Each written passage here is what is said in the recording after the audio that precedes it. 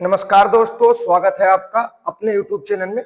और आज का हमारा पेपर होने वाला है समाज कल्याण अधिकारी का। जो हमारा पेपर कंप्लीट हुआ था उसे हम अपना पूरी डिटेल के साथ देखने वाले हैं। ये प्रीवियस पेपर की हमारी एक सीरीज चलाई जा रही है। यदि आप इससे नहीं जुड़े तो आप इससे जुड़ो, जो आपके लिए बहुत हेल्पफुल होने वाली है। ये हमारा 20वां हमारा पेपर है, प्रीवियस पेपर है, जो हम अपने इससे पहले 19 पेपर अपने कंप्लीट करा चुके हैं।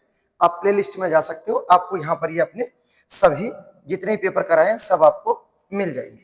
तो शुरू कर लेते हैं अपने पहले क्वेश्चन के साथ। जो हमारा पहला क्वेश्चन दिया गया है, पहले क्वेश्चन में क्या पूछा गया है, नमस्ते में कारक क्या होगा। सबसे पहला पूछा है नमस्ते में कारक बताना है। ऑप्शन दे दिए गए हैं, अपादान कारक, अधिकरण कारक, कर्म कारक या संप्रदान कारक।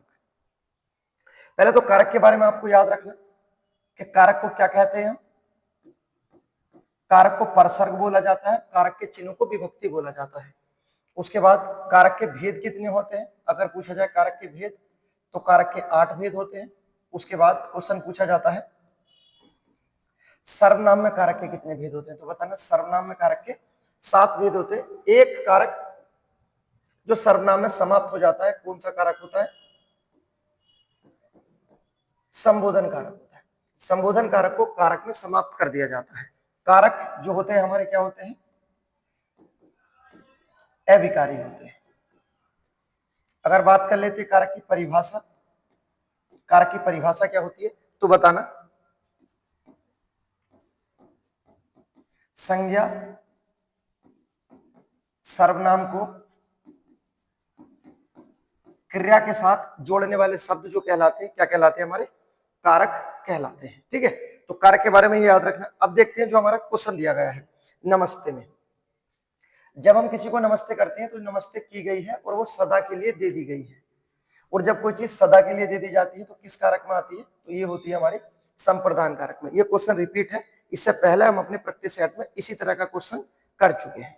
अगला क्वेश्चन देखते हैं, next question number 2। Question number 2 में क्या दिया गया है, दशा बोधक विशेषण होगा। अर्थात कौन सा विशेषण होगा जिसमें दशा का बोध होता है। आप देख सकते हो किसमें दशा का बोध है। पहला दिया गया है गरीब, उसके बाद पुराना, तिरछा और भीतर। जो भीतर है इसका अर्थ होता है अपना एक स्थान की बात होती है, तो इससे स्थान का बोध होता है। उसके बाद जो दिया गया हमारा पुराना, नया पुराना, इससे किस चीज का पता चलता है, एक काल एक समय का पता चलता है। और जो हमारा दिया गया है तिरछा, तिरछे से किस चीज का, एक आकार का बोध होता है। और दशा का बोध होता है, जैसे गरीब और अमीर। तो गरीब अमीर दोनों किस चीज का बोध कराते हैं, दशा का बोध कराते हैं। बात कर लेते हैं हमारा विशेषण है, विशेषण कौन सा होगा, ये हमारा गुणवाचक विशेषण होगा। ठीक है, तो याद रखना विशेषण से देखो इस तरह से क्वेश्चन पूछे जाते हैं। विशेषण से अच्छे लेवल से क्वेश्चन पूछे जाने लगे हैं। विशेषण के बारे में अब आपको जो याद रखना है, जब कभी भी आपको मिल जाए गुणवाचक विशेषण के बारे में, यदि किसी भी दिशा का बोध हो, जैसे दिशाएं होती है पूर्व पश्चिम उत्तर दक्षिण, कहीं भी कोई गुण हो, अब गुण भी हो सकता है जैसे अच्छा बुरा, बुद्धिमान, सुंदर, समझदार। ठीक है, ये सब गुण आ जाएंगे। उसके बाद नेक्स्ट, अगर कहीं भी स्थान का बोध हो, किसका बोध हो, कोई भी स्थान हो, तो यहां पर गुणवाचक विशेषण होगा सदा। उसके बाद काल का बोध हो, जैसे समय का बोध होता है, यहां पर भी हमेशा गुणवाचक हो जाता है। उसके बाद आपको याद रखना इसी में आकार का बोध हो तो भी आपका गुणवाचक हो जाएगा, जैसे गोल, चकोर, तिरछा, तो ये आकार होता है। उसके बाद कहीं भी रंग आपको मिल जाए, कोई भी रंग हो आपका, जैसे काला, पीला, हरा, चमकीला या धुंधला, क्या हो जाएगा हमारा गुणवाचक विशेषण हो जाएगा। ठीक है, और उसके बाद नेक्स्ट याद रखना है दशा। दशा जो होती है हमारी मोटा, पतला, सूखा, गीला, गरीब, अमीर, तो ये सब क्या हो जाएगा हमारा दशा के अंतर्गत आ जाएगा। अब आपको याद रखना जहां कहीं भी आपको इनका बोध हो जाए, दशा का, आकार का, रंग का, काल जो समय का, स्थान का, गुण अच्छा बुरा और दशा का।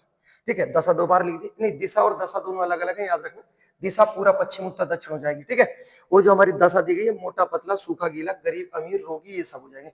इन सब में से आपको कहीं भी कुछ भी चीज मिल जाए, आप आंख बंद करके उसे क्या लगा दोगे, विशेषण लगा देना, और विशेषण भी कौन सा होगा, गुणवाचक होगा। जबकि विशेषण के बारे में बिल्कुल बेसिक जानकारी आपको पता है, विशेषण के कितने भेद होते हैं, तो विशेषण के हमारे 4 भेद होते हैं। कितने भेद होते हैं, 4 भेद होते हैं। पहला होता है गुणवाचक विशेषण, उसके बाद दूसरा होता है परिमाणवाचक विशेषण जिसमें नापतोल की बात होती है, उसके बाद तीसरा होता है हमारा संख्यावाचक, और लास्ट चौथा होता है हमारा सार्वनामिक या संकेतवाचक विशेषण। ठीक है, तो ये विशेषण के हमारे भेद है। विशेषण से क्वेश्चन बनते हैं, आपको याद रखना है। उसके बाद क्वेश्चन पूछा जाता है विशेषण की कितनी अवस्था होती है, तो बताना विशेषण की 3 अवस्था होती है। पहली अवस्था होती है आपकी मूल अवस्था, दूसरी होती है आपकी उत्तर अवस्था, और तीसरी होती है उत्तम अवस्था। तो विशेषण की अवस्था, विशेषण के भेद, उसके बाद गुणवाचक विशेषण में ये कहीं मिल जाए आपको, आप आंख बंद करके लगा देना विशेषण, क्योंकि विशेषण और हमारे जो भाववाचक संज्ञा होते हैं ये आपको बहुत हद तक कंफ्यूज करेंगे, लेकिन आपको कंफ्यूज नहीं होना। आप इन सब का इनकी स्क्रीनशॉट ले लेना, जहां कहीं भी आपको ये सब मिल जाए आप विशेषण लगा देना। ठीक है, उसके बाद देखते हैं नेक्स्ट अगला question, question number 3। Question number 3 में क्या दिया गया है, क्वेश्चन पूछा गया है अखबार किस भाषा का शब्द है। अखबार पूछा गया है किस भाषा का शब्द है, और मैं आपको बताऊं ये हमारा रिपीट क्वेश्चन है। उसमें बहुत सारे शब्द आते हैं, जैसे हमारा अखबार आता है, उसके बाद एक शब्द होता है सुल्तान, नेक्स्ट मौसम, सुल्तान, मौसम, किताब, गरीब, अमीर, उसके बाद मुहावरा, यतीम, नहर, अदालत, वकील। ये शब्द सारे जो लिखे हुए हैं सब हमारे एग्जाम में आए हुए हैं, अखबार भी इंक्लूड है। और ये कौन सी भाषा के शब्द है, हमारे सब अरबी भाषा के शब्द है। ऑप्शन नंबर बी हमारा आंसर हो जाएगा। ठीक है, इनसे मिलते जुलते कहीं भी शब्द मिल जाए आपको, सब क्या होंगे, हमारे अरबी शब्द होंगे। इस तरह से आपको याद रखना है, एक एक चीज पढ़ते चलो कि कोई सा भी पूछा जा सकता है। और हमारे पिछले पेपर में, जो हमने पिछला पेपर कराया, उसमें एक ही पेपर में 3 क्वेश्चन पूछे गए हैं आगत अर्थात विदेशी शब्दों से। तो किसी भी टॉपिक से क्वेश्चन आ सकते हैं, आपको याद रखना है। अगला देखते हैं नेक्स्ट क्वेश्चन नंबर 4, और क्या दिया गया है, इसमें पूछा गया है बिसलदेव रासु ग्रंथ के रचनाकार कौन है। कौन सा ग्रंथ है, बिसलदेव, इसके रचनाकार कौन है। तो याद रखने बिसलदेव के रचनाकार कौन है, ऑप्शन नंबर सी हमारा आंसर हो जाएगा। नरपति नलय हमारे बिसलदेव के रचनाकार थे। क्वेश्चन नंबर 5 जो हमारा दिया गया है नेक्स्ट, निम्नलिखित में कौन सा शब्द तद्भव है। ये मैं मानता हूं ये बहुत अच्छा क्वेश्चन पूछा गया है, जिसे लगता है उसके तत्सम तद्भव अच्छे हैं, वो इस क्वेश्चन को सोल्व कर सकते हैं, और हमारे एग्जाम में ही आया हुआ क्वेश्चन है। क्या लगाओगे आप, इस क्वेश्चन का आंसर बताना है आपको। क्वेश्चन नंबर 5 पहले दिया गया सामदेव, ऋग्वेद, महाभारत या रामायण। 2 बता सकता हूं, ऋग्वेद बिल्कुल शुद्ध रूप से संस्कृत का अर्थात ये तत्सम है। रामायण लिखा है, ये भी हमारा क्या है, तत्सम ही है। सिर्फ इन 2 में आपको बताना है, या तो ऑप्शन ए होगा या सी होगा। इसका आपको कमेंट बॉक्स में जवाब देना है कि इन दोनों में से सामदेव, सामवेद और दूसरा महाभारत में कौन सा हमारा तद्भव शब्द होगा। ठीक है, क्वेश्चन नंबर 6 देखते हैं। क्वेश्चन नंबर 5 का जवाब आपको कमेंट बॉक्स में देना है। क्वेश्चन नंबर 6 देखते हैं, हमारा जो दिया गया है, क्या दिया गया है, पुनर्जन्म के लिए सही संधि विच्छेद का चयन करना है। पुनर्जन्म में हमारा कौन सा सही संधि विच्छेद होगा और कौन सी संधि होगी। क्वेश्चन है पुनर्जन्म, इसमें क्या हो जाएगी हमारी विसर्ग संधि, और ऑप्शन नंबर बी हमारा आंसर हो जाएगी पुनः धन जन्म अर्थात पुनः जन्म। उसके बाद देखते हैं क्वेश्चन नंबर 7। क्वेश्चन नंबर 7 दिया गया है हमारा, भारतीय संविधान के किस अनुच्छेद में यह कहा गया है कि भारत संघ की राजभाषा हिंदी और लिपि देवनागरी होगी। किस अनुच्छेद में पूछा गया है, रिपीट क्वेश्चन है। अभी तक 3-4 क्वेश्चन, 7 क्वेश्चन में 3-4 ऐसे हो गए जो हमारे रिपीट हुए हैं। तो किस में बोला गया है? भारत संघ की राजभाषा हिंदी होगी और लिपि हमारी देवनागरी होगी। आर्टिकल क्या है हमारा? याद रखना, अनुच्छेद 343 के अंतर्गत इसकी व्यवस्था की गई है। यदि राजभाषा आयोग का गठन की बात कर लेते तो हमारा 344 हो जाता, लेकिन सिर्फ यहाँ राजभाषा पूछा है, हिंदी और लिपि देवनागरी पूछी। ठीक है, याद रखना। उसके बाद देखते हैं अगला question, question number 8। Question number 8 में क्या दिया गया है हमारा? जिस वाक्य में वाच्य बिंदु अर्थात कर्ता है उसे क्या कहते हैं? जिस वाक्य में कर्ता की प्रधानता हो उसे क्या कहते हैं? अब देखो, क्वेश्चन पूछा गया है वाच्य से। वाच्य का शाब्दिक अर्थ क्या होता है तो बताना। बोलने का विषय, अर्थात बोलने का विषय क्या है? कि बोलते समय अगर कर्ता की प्रधानता है तो कर्तृवाच्य हो जाएगा। ठीक है, आपको याद रखना, कर्ता की प्रधानता तो कर्तृवाच्य। उसके बाद बोलते समय कर्म की प्रधानता तो कर्मवाच्य। बोलते समय भाव की प्रधानता तो भाववाच्य। इस कारण वाच्य का शाब्दिक अर्थ क्या होता है? बोलने का विषय, अर्थात बोलते समय किसे ज्यादा प्राथमिकता दी गई है। अगर कर्ता को दी गई है तो कर्तवाच्य हो जाएगा, कर्म को दी गई है कर्मवाच्य हो जाएगा, भाव को दी गई है भाववाच्य हो जाएगा। और यहाँ पर क्या पूछा है? कर्ता की प्रधानता है, अर्थात ऑप्शन नंबर ए हो जाएगा, बिल्कुल कर्तवाच्य। क्वेश्चन देखते हैं नेक्स्ट अगला जो हमारा दिया गया है, क्वेश्चन नंबर 9। और क्या पूछा गया है इसमें? इसमें पूछा गया है गली गली है, क्या है ये? पुनरुक्ति शब्द है, समानार्थक शब्द है, पर्यायवाची शब्द है, या श्रुति सम भिन्नार्थक शब्द है? क्या शब्द है ये? अगर इसमें समास होता तो हम बता देते, हमारा अव्ययभाव समास हो जाता क्योंकि रिपीटेशन है।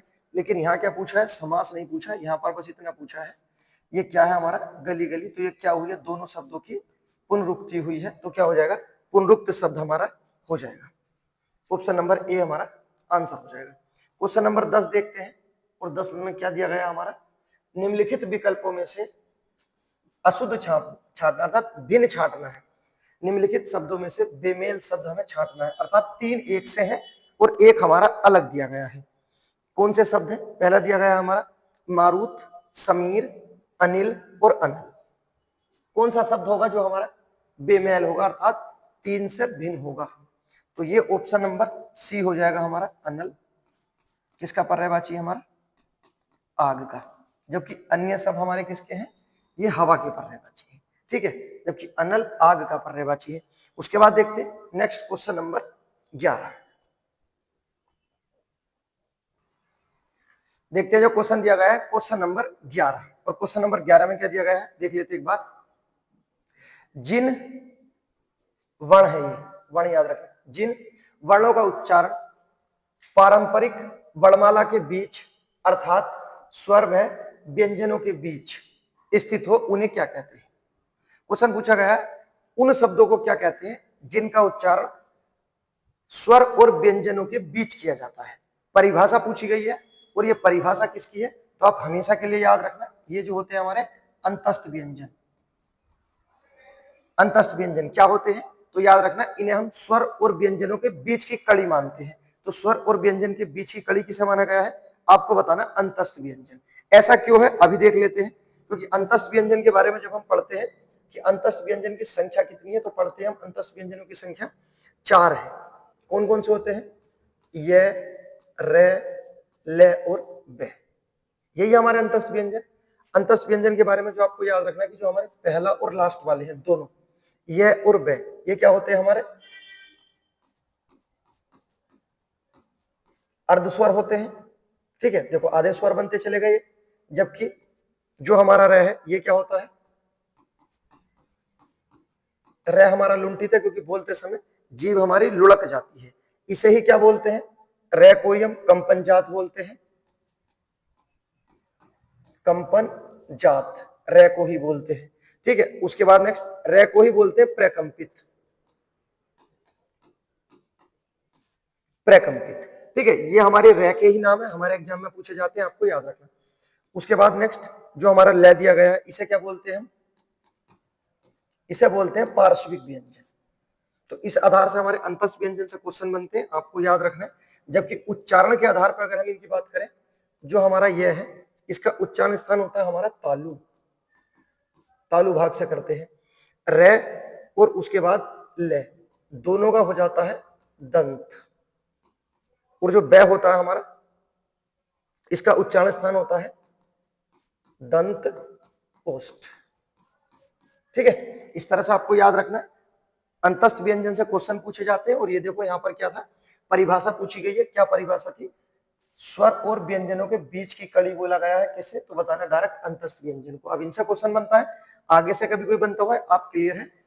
उम्मीद करता हूं आप आंसर कर दोगे। अगला क्वेश्चन देखो, ये क्वेश्चन नया पूछा गया है। इसमें क्या पूछा गया है? इनमें से अनिश्चयवाचक प्राणिबोधक सर्वनाम बताना है। अनिश्चयवाचक भी है और दूसरा कौन सा है? प्राणिबोधक है। ठीक है, आप बहुत आसानी से इसे सोल्व कर सकते हो, इतना कोई टफ नहीं है। आप बस अनिश्चयवाचक पर चले जाओ और अनिश्चयवाचक पर जाते ही आपको मिल जाएगा ऑप्शन नंबर बी, कोई शब्द मिल जाएगा और यही हमारा आंसर हो जाएगा। ठीक है, उसके बाद देखते हैं नेक्स्ट क्वेश्चन नंबर 13। और क्या पूछा गया? एक कवि के बारे में पूछा गया। क्या पूछा? पुष्टि मार्ग का प्रवर्तन किसे बोला जाता है? पुष्टि मार्ग का जन्मदाता बोल सकते हैं, प्रवर्तक बोल सकते हैं, प्रवर्तन बोल सकते हैं। किसे कहा जाता है पुष्टि मार्ग का? तो बताना किसे बोला जाता है? वल्लभाचार्य को बोला जाता है। ठीक है, याद रखना। उसके बाद देखते हैं नेक्स्ट क्वेश्चन नंबर जो दिया गया है हमारा 14। किस शब्द में तत्पुरुष समास नहीं है? चार ऑप्शन दिए गए हैं और उसमें पूछा है किसमें हमारा तत्पुरुष समास नहीं है। तत्पुरुष समास के बारे में जो आपको याद रखना है, इससे दो तरह से क्वेश्चन बनते हैं तत्पुरुष समास के बारे में। एक बनता है तत्पुरुष समास के कितने उपभेद होते हैं, और एक क्वेश्चन बनता है तत्पुरुष समास के कितने भेद होते हैं। अलग अलग है दोनों। बात कर लेते हैं तत्पुरुष समास के भेद पूछे जाए कितने होते हैं, तो बताना भेद होते हैं 6। जबकि अगर क्वेश्चन पूछा जाए उपभेद कितने होते हैं, तो उपभेद बताना 4। अलग अलग है, भले ही आपने भेद पढ़ रखे हो, लेकिन उपभेद से भी हमारे एग्जाम में ही क्वेश्चन पूछे जाते हैं, आपको याद रखना है। भेद जो होते हैं, पहला हमारा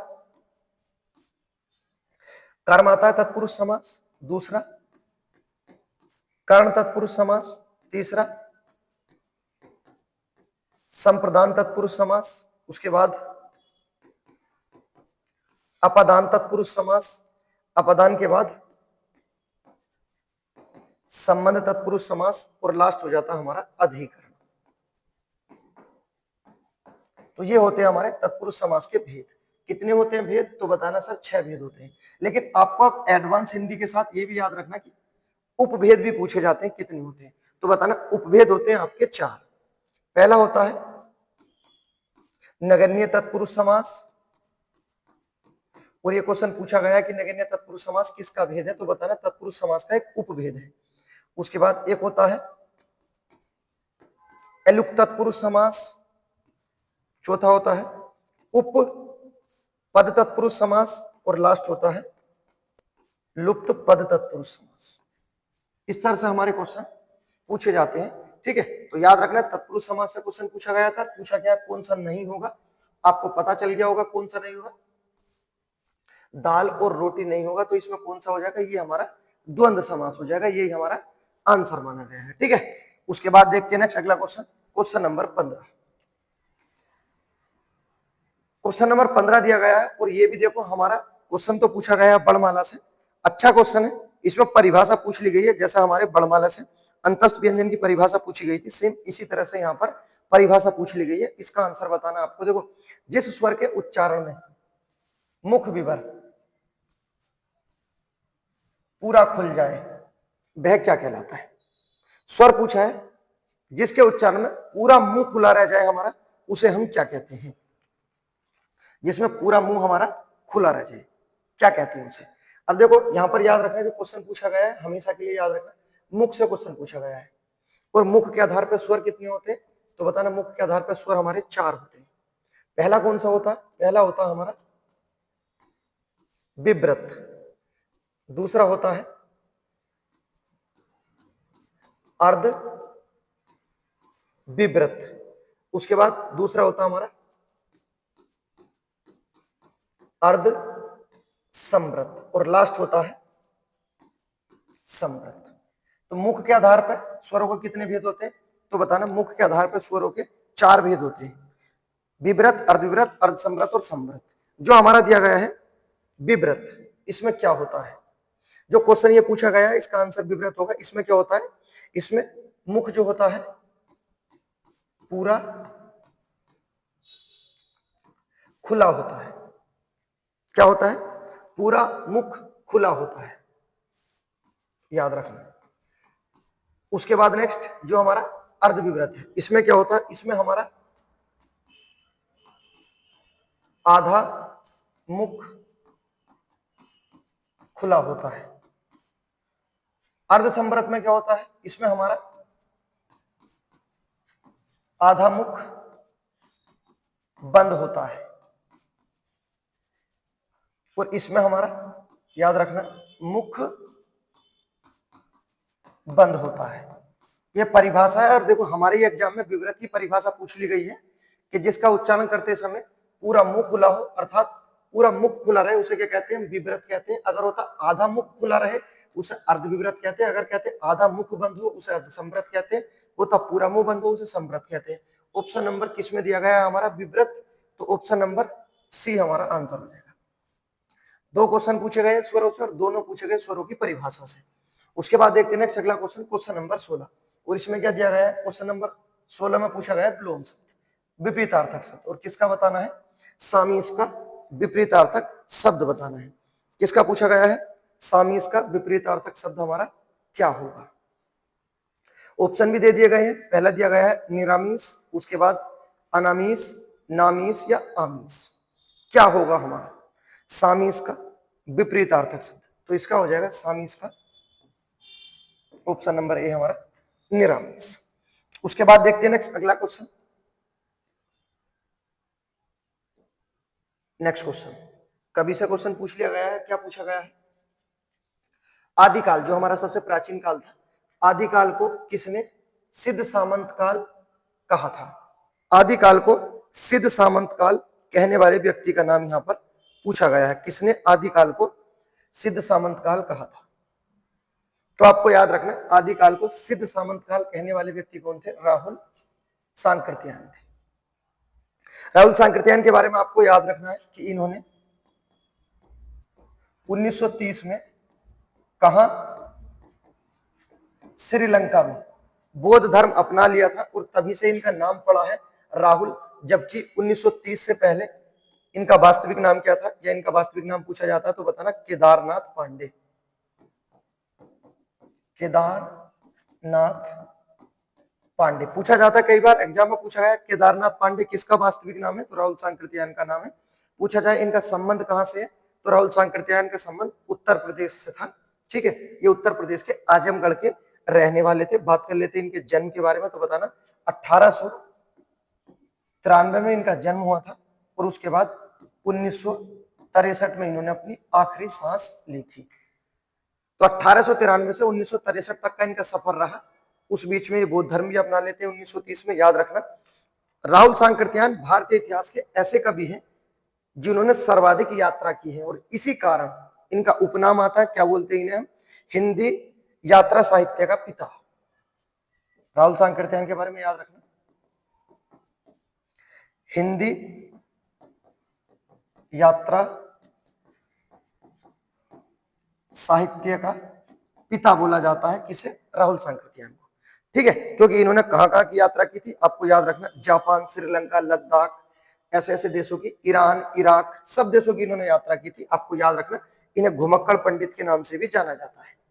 सही है, याद रखना राहुल सांकृत्यायन के बारे में। उसके बाद देखते हैं नेक्स्ट अगला क्वेश्चन। नेक्स्ट क्वेश्चन दे दिया हमारा 18वां क्वेश्चन दिया गया है, कूड़े पर गुलाब डालना, मुहावरे का अर्थ बताना है। कूड़े पर गुलाब डालना, मुहावरे का अर्थ बताना है। पहला ऑप्शन दिया गया है गलती पर पर्दा डालना, क्या ये हो सकता है? उसके बाद नेक्स्ट गंदगी को छिपाना हो सकता है। उसके बाद ऑप्शन नंबर सी दिया गया हमारा कृतघ्न के साथ नेकी का व्यवहार करना, क्या ये हो सकता है या इसमें से कुछ नहीं हो सकता? तो कुछ तो होगा, ऐसा तो नहीं होगा। तो आपको याद रखना है कूड़े पर गुलाब डालने का अर्थ होता है कृतघ्न के साथ नेकी वाला व्यवहार करना, अर्थात किसी बुरे के साथ अच्छा व्यवहार करना, कूड़े पर गुलाब डालना। क्वेश्चन नंबर देखते हैं नेक्स्ट, जो हमारा दिया गया है 99 नहीं है, 19 नंबर का क्वेश्चन है। और इसमें क्या पूछा गया है, इसमें हमें आपको बताना है अनेकार्थी शब्द नहीं है। कौन सा शब्द है जो हमारा अनेकार्थी शब्द नहीं है? और इस तरह से क्वेश्चन पूछे जाते हैं, हमारे ही एग्जाम में क्वेश्चन पूछ लिया गया है। आप बताओ कौन सा नहीं है इसमें? रात्रि दिया गया है, सोम, अंग या पात्र। बात कर लेते हैं जो हमारा दिया गया है पात्र। तो पात्र को हम अपना बर्तन बोलते हैं, जो हमारा बर्तन का पात्र होता है, ये तो होता ही है। उसके बाद ये हमारा आधार भी होता है, ये भी याद रखना है, ठीक है। तो ये तो होगा नहीं, ये तो अनेकार्थी शब्द है। उसके बाद सोम, ये भी हमारा अनेकार्थी शब्द है, क्योंकि ये आपका कुबेर का पर्यायवाची होता है। उसके बाद रस का पर्यायवाची होता है, और सबसे इंपोर्टेंट ये हमारा चंद्रमा का होता है, ये भी नहीं होगा। उसके बाद जो अंग दिया गया हमारा, ये भी हमारा समानार्थी शब्द है। इसका क्या होता है, अंग को हम अंश भी बोल देते हैं। उसके बाद नेक्स्ट घटक होता है, घटक, और उसके बाद होता है हमारा हिस्सा। तो ये हो गया। तो अब बचा क्या, जो हमारा अनेकार्थी शब्द नहीं है, ऑप्शन नंबर ए हो जाएगा हमारा, रात्रि नहीं है। उसके बाद देखते हैं नेक्स्ट अगला पॉइंट। 50 बार कम से कम रिपीट क्वेश्चन आया हमारा, लेकिन अलंकार से क्वेश्चन पूछा गया है। और क्या बोला गया है, पीपल पात सरिस मंडोला में अलंकार बताना है। कौन सा हमारा अलंकार होगा?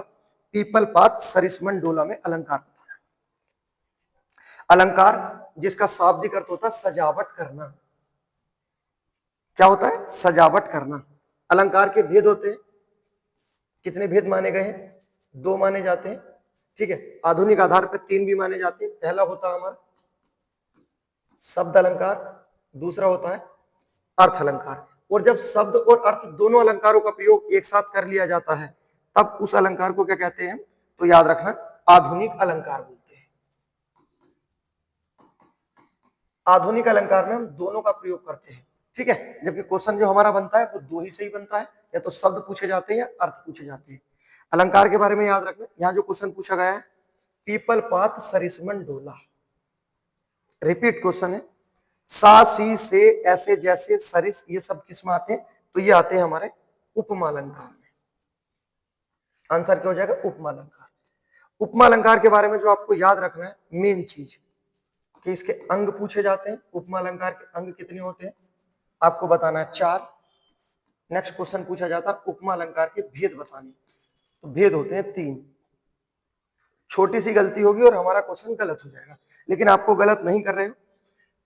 अंग जो होते हैं हमारे, पहला होता है उपमेय। क्या होता है पहला? उपमेय, जिसकी तुलना की जाए, वो होता है उपमेय। दूसरा होता है उपमान, जिससे तुलना की जाए। तीसरा होता है साधारण धर्म, जो दोनों में उपमेय उपमान में समान हो। उसके बाद होते हैं अपना चौथा वाचक चिन्ह। क्या होते हैं? वाचक चिन्ह, जिसमें क्या क्या आते हैं पहचान के लिए? सा, उसके बाद सी, जैसा, ऐसा, और जो हमारे उसमें एग्जाम में पूछा गया है सरिस, ठीक है। और ये दिया गया है पीपल पात सरिसमन डोला, अर्थात कौन सा हो जाएगा? उपमा अलंकार। तो अंग होते हैं 4। भेद की बात कर लेते हैं। भेद होते हैं इसके कितने? 3। पहला होता है पूर्ण उपमा अलंकार, दूसरा होता है लुप्त उपमा अलंकार, और तीसरा होता है मालो उपमा अलंकार। तो भेद अलग है, अंग अलग है। क्वेश्चन पूछा गया था अलंकारों से, ये आपको याद रखना है। एक क्वेश्चन आपको गिव अवे भी बताना है, कमेंट बॉक्स में जाओ और जो हमारा क्वेश्चन पूछा था आपसे उसमें तत्सम तद्वय उसका आप जवाब दो। उसके बाद मिलते हैं एक और जोरदार वीडियो के साथ, तब तक के लिए गुड बाय।